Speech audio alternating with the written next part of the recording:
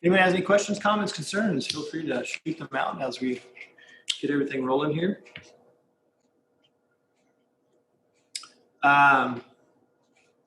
Those who haven't, if you go to our Canvas site and go to the modules, you'll see the I have posted the videos on painting the red to green and then the orange to blue for the complementary intensity scales. And the reason that these are important is that this is the way to desaturate color. And so when you're painting lifelike, more natural compositions, or just any work at all, you want to focus on having a broad range of colors that have light and dark values, but also explore different saturation rates. You don't want to use just bright, vivid cartoon colors all the time. And so it's good to explore the desaturated colors, and also this is a way to get to the more natural shadow tones. I was looking at this, I thought I had gotten some paint on that, which is good. But anybody ask questions? Nothing? I'm going to do the color wheel today. And then on Wednesday, what we'll do is I'll send out an email this evening to kind of assign times where we can kind of look over each person's color charts, and I can tell you what's going well. Hopefully everybody's doing great on them, and that way we can just see how everything's doing before we finish these up. Shouldn't take too many more classes. This is pretty easy. And then the opaque transparencies, I'll see if we can get those today. If not, I might try them on Wednesday or the following Monday. But hopefully by next Wednesday, we'll be done with the color scales. That's what the ultimate goal is. But right now, I have my, when you do your color wheel, it's best to work in triads. The triad is when you have your color wheel, it is having colors that are equally spaced, which becomes a triangle form. And so yellow, blue, red is the primary triad. And then you have green, orange, and violet, which is the secondary triad. And then there's tertiary triads and everything like that. It's a color grouping that looks really good to the eye when you have colors grouped in triads. If you think of popular characters, a lot of comic book characters kind of use triads. The Joker, he kind of has that that green, violet, and a little bit of orange highlight that they usually put on them, and that creates a triad and stuff like that. Anyway, but in reference to what we're doing here in the color wheel is we want to do our primaries first, which are yellow, red, and the blue. Once we get those painted in, we want to visually mix our secondaries, okay? And so that means that we want to mix the color tone that is halfway between the two primaries. So between, in this case, this would be yellow and red here. And so you want to mix a color that visually is halfway between those two. And so I don't have my printout to show you, but anyway, the template that I posted has the names for the colors. And so if you don't know where the colors land on your color wheel, please reference that, and that'll let you know. If you want to just lightly in pencil write each name on there, that would be fantastic. Just know sometimes the paint, especially if it's the orange and the yellow, it takes a little bit more to cover it up. And so just write lightly, and so you can paint. So when you put the paint on top of it, it makes it opaque and you can't see it. But right now I'm just going to do, I have my red, yellow, and blue squirted out on my palette here, and I'm just going to paint these in real fast. Once again, just try to get them smooth and opaque. That's the ultimate goal. And then if you're not watching the videos that I post on our Canvas website, just know that I have multiple views. I have a secondary camera over here that gets much more detail. It's just, I'm very disappointed. My camera is a real nice webcam here, and I don't know how well you can see it live, but when I'm editing the video, the Zoom compresses it. And so the straight on camera doesn't always capture as much as what my other camera over here does. So just FYI, it just behooves everybody to kind of skim through it anyway, just to kind of see maybe close-ups of what I'm doing. Not that I want you to watch videos of me painting and stuff. It's weird editing your videos. It takes a long time, but anyway, just watch them if you can. It'll show you some more information. So I'm just doing the yellow first. Hopefully you can see what I'm doing. And I get it kind of thick, all over thick first. And then now I'm just going to smooth it off. And so knuckles on the table and just lightly skim, like touching the top of a baby's head. Just gentle stroke across the top. The analogy that works well is like skipping a stone on water. You know, if this is the layer of paint that I just put down, if this is my thumb is the paper, and then the rest of this is the paint, I'm just touching the very top surface of it is all I'm hitting. If you put it at a hard angle, it just rakes the paint off. So just be aware of that. Probably you're going to have to wash your brush between each color. And so we don't want it to be contaminated. So just be aware of that. It's a hassle, but it'll get you a better color wheel in the end. The colors that the students really have the most difficulty with are the violets. Very few students get the true violet right from the start. They always mix too much blue into it, and so it becomes just a real dark indigo color. And so when you mix, remember always, we're not at that point yet, but when you mix, always start with the weaker color and just put a little bit of the more dominant color into it to get to where you want to be. And so the violets are usually the ones that, I rinsed my brush off, now I'm going into the red. Anyway, the violet is usually off, and then the yellow, orange, and then the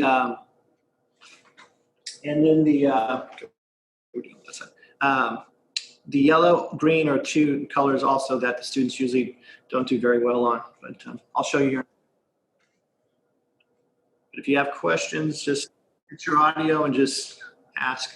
It's not very difficult. This part, I mean, you just straight from the tube, put it on thick enough that it covers the white of the paper, and just smooth it out so you have a nice smooth consistency. Low angle on the brush stroke to make sure. It's just paint too, so if you mess up, you can always go over it. But at this point, hopefully you won't mess up. Washing my brush off.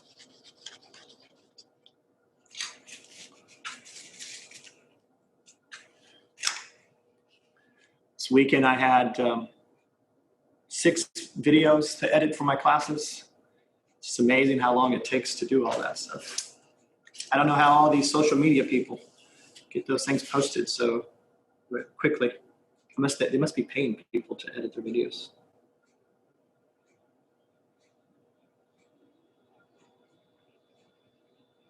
Now I'm doing the blue, so just red, blue, yellow.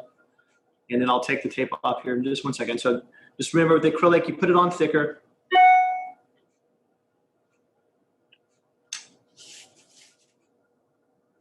So anyway, here's the red, blue, yellow triad. Got that knocked out. Wash my brush off. Notice I went yellow, red, blue. That's because just in case I did have any leftover paint in my brush or the water and stuff like that, it would basically, the more dominant color would have kind of overwhelmed it, so I wouldn't have to worry too much about it. I am going to go in the back and use the hair blow dryer to dry this so that even though the acrylic dries pretty quickly, in this case, if you do have a hair blow dryer at home, it's usually good to do it so that you can move on to the next step.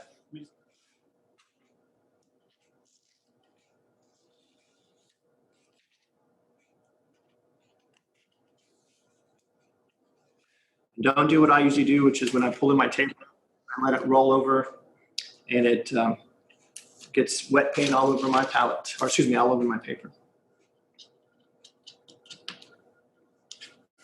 So pull away, and then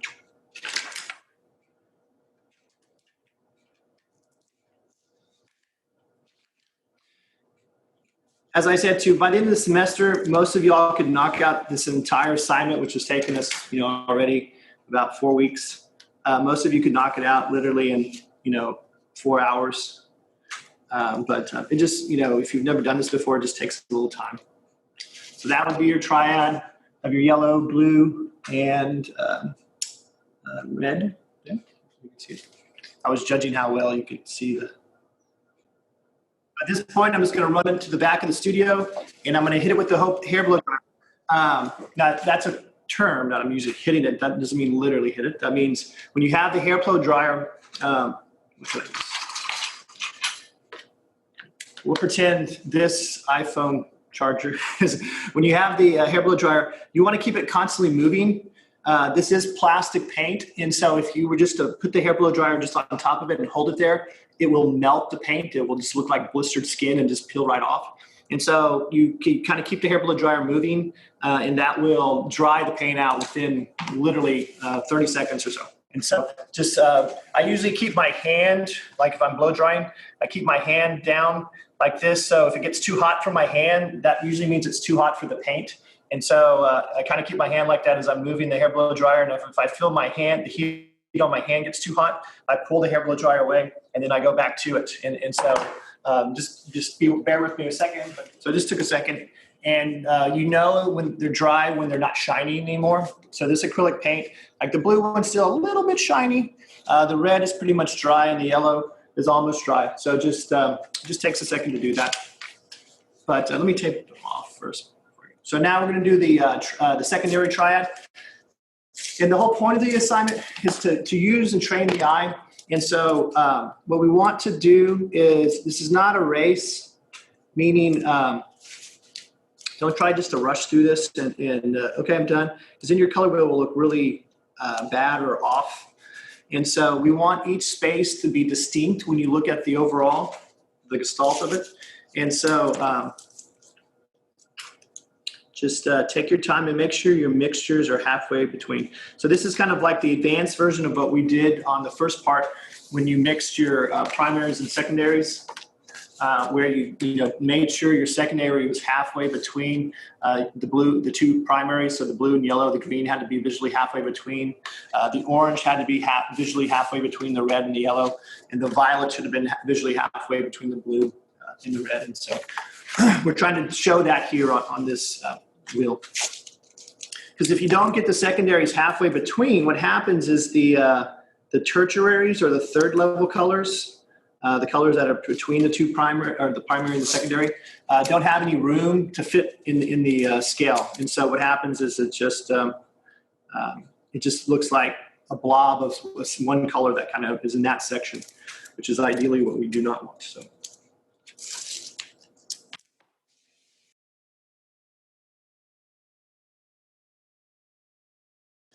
You don't have to use the tape. You know, it does take a second to do, but you can see how clean your lines are when you use the tape. And so that's just why I just, I using it.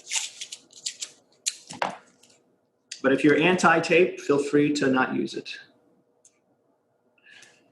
Just means you have to be very careful when you're painting it. And you can do it. I mean, it doesn't take that much effort to get a straight line.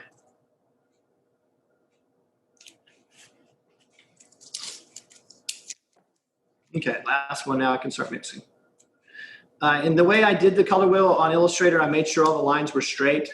And so when you tape, you should be able to have these, what is this, a trapezoid shape for each one. So this will be where my secondaries go. That over here. So now I pull my palette down, so hopefully you can see it. The first one I'll do will be the orange. And so once again, I'm going to start with my yellow. I'm going to cut away from my yellow petal.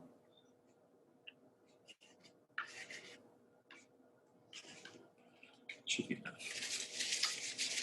Most students don't want to do the triad approach, which means do the primaries first and then the secondary. They just start on one color and try to go all the way across. It's just the point. It just kind of defeats the point of the assignment. But anyway, if you do it that way, it's okay. I'm just using a little bit of red here. I'm going to just do a little bit at a time just to see what it looks like.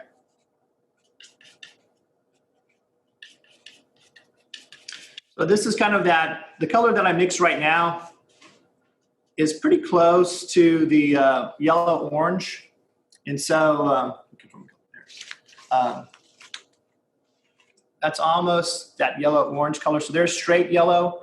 And if you compare what I have mixed, you can see it's a little redder. Has a little bit more red, so that's almost that yellow-orange, which I usually, when students are asking, what color is that? It's like a melon color or Bart Simpson skin. Is kind of what it looks like to get there. But I'm going to add a little bit more red because I'm not at orange yet. But that color would be what we will get in a second when we mix our yellow, orange. So I put a little bit more red in there.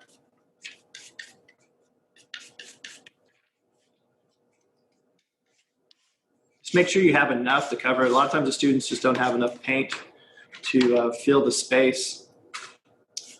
And so go into another palette knife, just contaminate.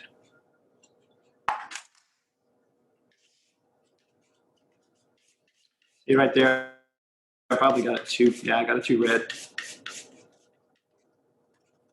So right now, the mixture, when I look at it, I'm going to test it on between these two here.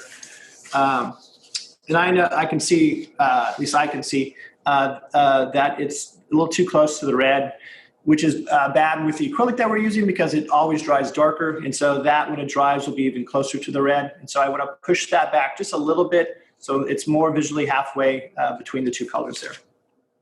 It's not bad. I mean, this is a good orange. Just I know when this dries, it'll dry darker, and so we need to come back with a little bit more yellow. It's just the unfortunate thing is that it's going to take a good glob of yellow to make this get back to where it needs to be.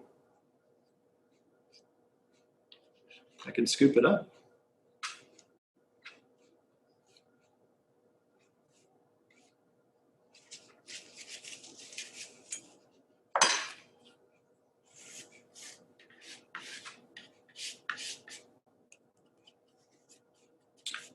That's much better.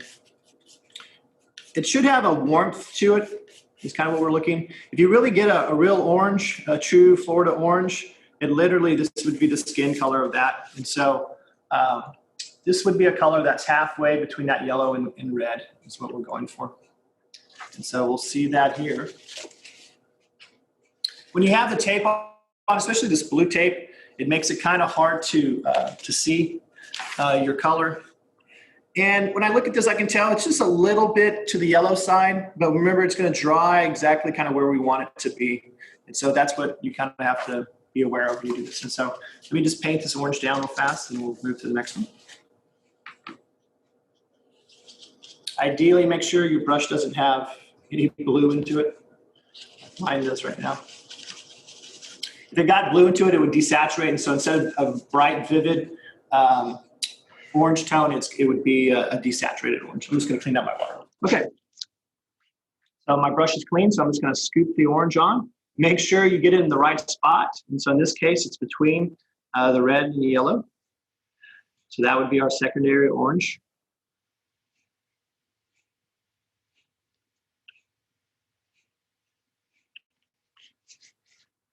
Painting to, or instructing to the zoom is like watching professional football without any kind of fan noise in the background. Just is kind of strange. Once again, put it on thicker and then just kind of smooth it down. My brush is at an extremely low angle to make sure all the surface of that orange is smooth. That's okay, it's a little lumpy. Remember this leftover color, since you're not going to use the orange again, you could use it for your free studies. Or if your orange was not successful on your first part, you can always go back and repaint your orange and everything like that. And so just know as you're remixing these oranges these colors, your primaries and secondaries, you can just use them again on other spots. So I'm going to put that to the side. That's the yellow, red, and orange right there. Put that to the side. I'm going to get a clean sheet of palette paper.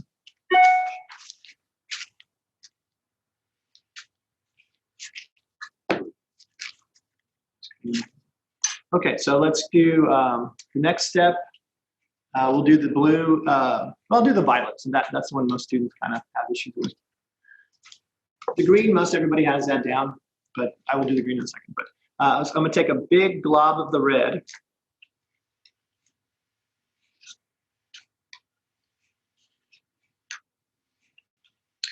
If you have a lot of the color left over, like in this case, the orange, I have a lot of the orange left over.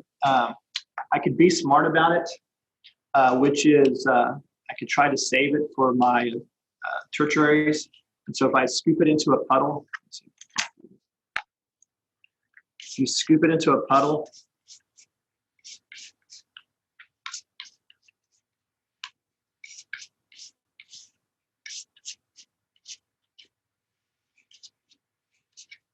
what you could do is add just a little bit of water to it, and that should keep it from drying out, so we could get back to it and use it for our yellow orange. Some students will create little tints. They will put a little bit of moisture in their paper towel and then lightly kind of tint it over, kind of dome it over their color so it doesn't dry out. So that was the reason I asked you to get those salsa containers or soy sauce containers. You can put this paint in there and it won't dry out on you. So push that back up there. So there's the red. Let me get the blue now.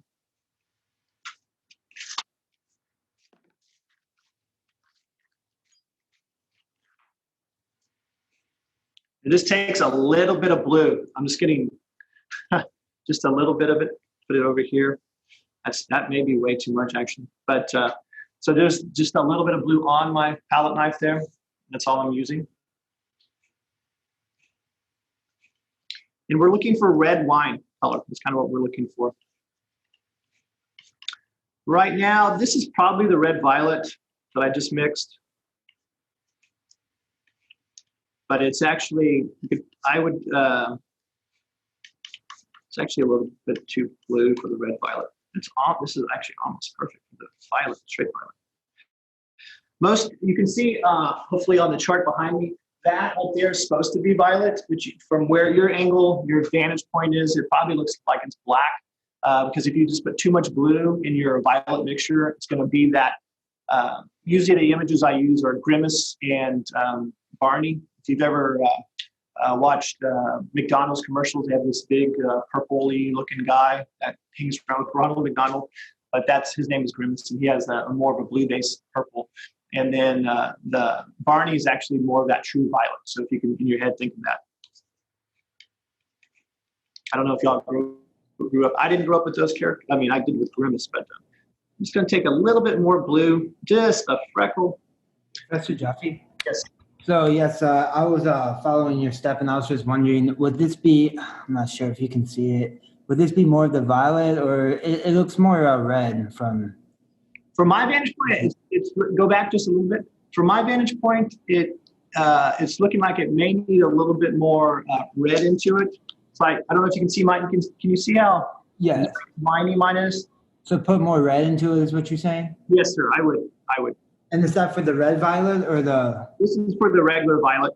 Oh, the regular violet, okay. But for the red violet, would this be okay? For that one would be blue violet, probably. Blue violet, okay. Yeah. If you think of, if you know universities, if you know what TCU or Kansas State, they have kind of like a purpley blue color, that would be blue violet. Okay. For the true violet, the analogy I usually give is Barney, but I'm trying to think what other, there's not a lot of schools that have a true violet. See, A&M is a maroon. Sometimes they have a violet, but my shirt is black, but you can maybe see the winey kind of color that's there. But anyway, so I would go, I don't know if you can, okay. That's what I would shoot. Okay, I'm gonna paint this, maybe you can see it when I paint it.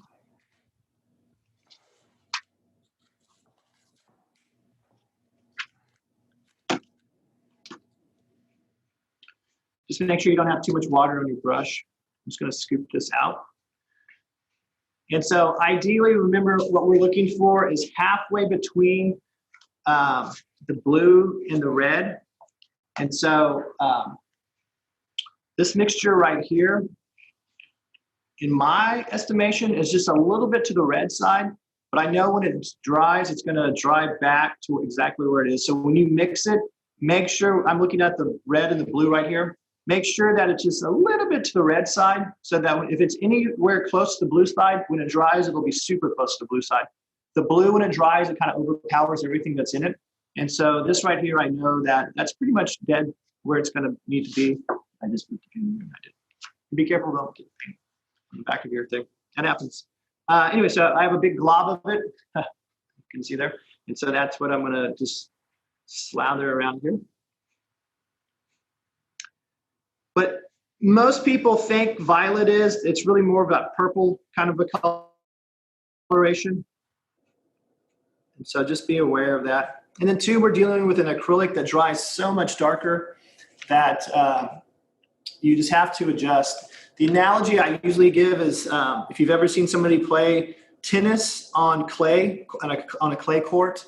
The French Open every year is played on clay for those fans of tennis.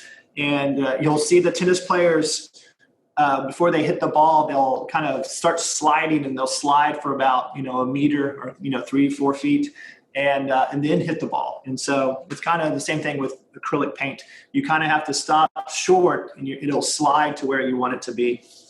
Most of you are like, we don't watch French Open. But it's usually in the summer. But in San Antonio, they don't have a lot of clay courts. But at one time, I was a fan of tennis. But now I just a little bit watch it once in a while. But and just be sure to get your color on nice and kind of solid opaque. So in reference to the color, probably right there on your side, it probably is looking very red. Like it's probably looks like it's like just a bluey version of that red. When I take off the tape though, and when it dries, it should be where it needs to be. But I could be wrong. I'm not, I do make mistakes is what I was trying to say. But, and so it may be off, but right now my eyes tell me that's probably where it should be. And now we just need to do the green. I'm running out of space, so I'll move that over there. And there should be enough room right here to mix the green. So I don't have a lot of my violet left over, but I'll just kind of scoop that right there. Actually, I have some right here.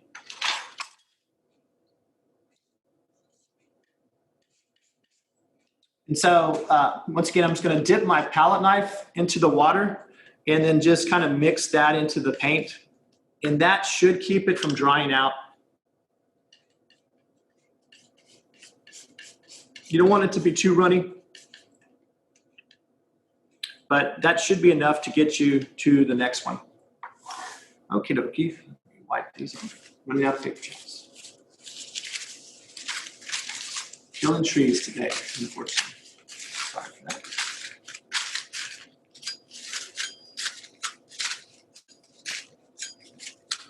Okie dokie. Let's see. Now we want blue and yellow, so I don't have a, excuse me, we're doing green, so I need yellow and blue. Is that what it's like? So I'm just going to squeeze the yellow out on this palette. I'm going to squeeze a little bit more. It's a good glob. And then I'm just going to grab my blue from over here, from my original. Squeeze it out. Well, actually, I have it right there too. That may have a little bit of red into it. That's probably too much. So I'm going to put that to the side. And now I'm going to mix that together. The yellow-green color that we'll mix here in a second, it should look like a limey color. And so right now, that's a pretty good limey color. So that, honestly, that would be where your yellow-green is. So when we mix it here again in a second, that's what I would be shooting for. It's going to be yellow-green. That'd be the yellow-green. So now I'm going to put a little bit more blue into it to get it to where I want it to be. And once you can see that was just, just a little bit of blue. You can see how quickly that color changed to green. So just know that blue paint is so strong in comparison to the other colors in your palette, in your pack. Professor Jaffe, I have one more question. So with as regards to like painting, like does it matter how thick we like paint? Not necessarily. I mean, as long as you get it kind of flat on top. The acrylic paint, it takes more of it to cover. Okay. And so because I wasn't sure if I should do thin or if I should do it thick. The word would be just thick. It would be thick enough to cover the paper. And so mine is applied in a kind of a thicker way. It's as thick as like thick cardstock. Like so, a nice paper is kind of how thick this is. Okay, thank you. The coating.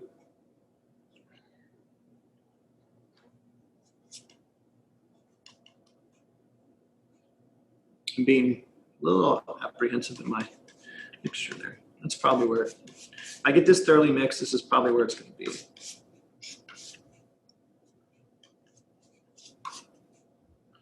No, it needs a little bit more blue. It still has a lot of yellow into it. Still, it's very warm. We tend to prefer the warm greens.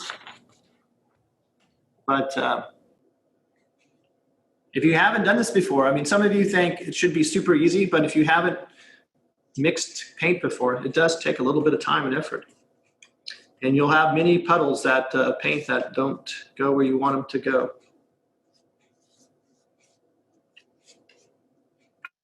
Or you mix the wrong color. That's what I should say. That's almost it. We have to have enough room for our blue-green, but yeah, I can see that's still way too yellowy. So you just get a little bit more of that blue. So we're just looking to see if it's halfway between the blue and the yellow. That's what we're trying to get in our mixture.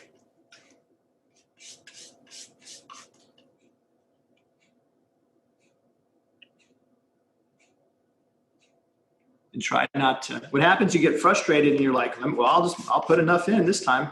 And when you do that, you sometimes get too much of the color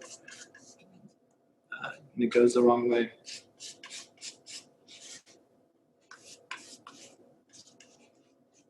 That looks good. Let me see, let me test it. Still a little warm. Yeah, it's still a little bit too close to the yellow, so I need to get a little bit more to get to the center there. The green is fighting me today.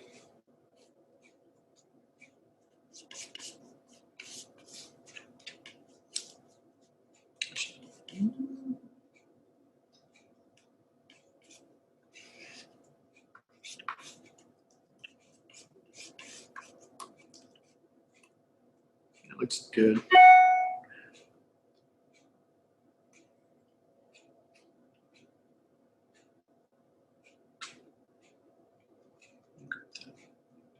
Okay, I'm happy with that. Let me just get this thoroughly mixed together here, and then we'll paint this down. Trying to get it into a puddle here.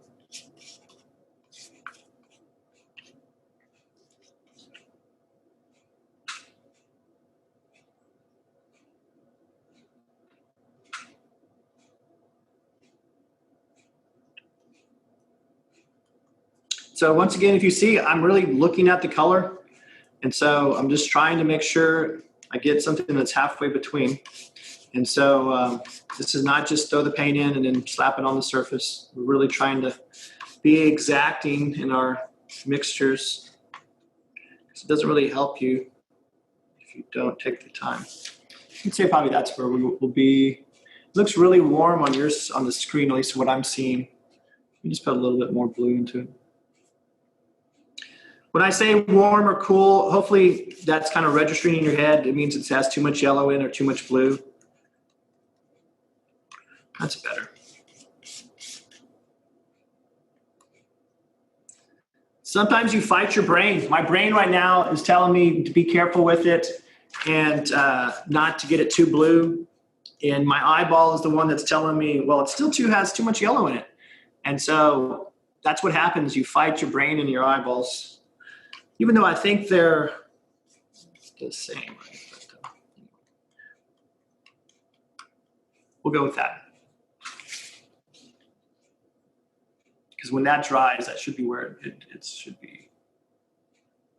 Okay. I'm doing the close one eye, and then, so when that dries, that should be where it should be.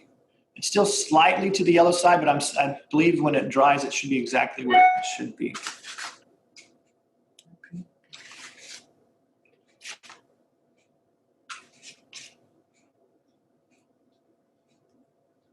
Even though I told you that, I just mixed a little bit more blue into it. Okay, just that just made me happy there. All right, let's then get the brush ready. I have violet on my brush, which I don't need, so wash that out. So I'm just pushing the brush all the way to the bottom of my container here and really kind of forcefully spinning it around the bottom to get all the excess paint out.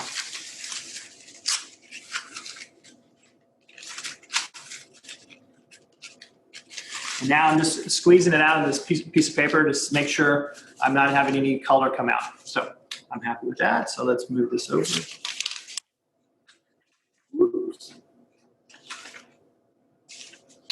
Okay, scoop it up on my palette knife.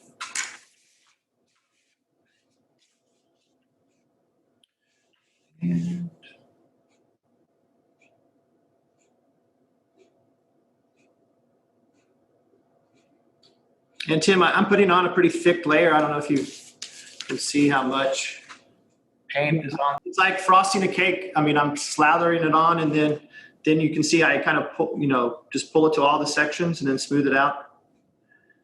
Okay. That you get a huge tube of paint because that's kind of how acrylic is. It just takes more to cover the surface. I mean, I'm using this size brush. This is a size 4.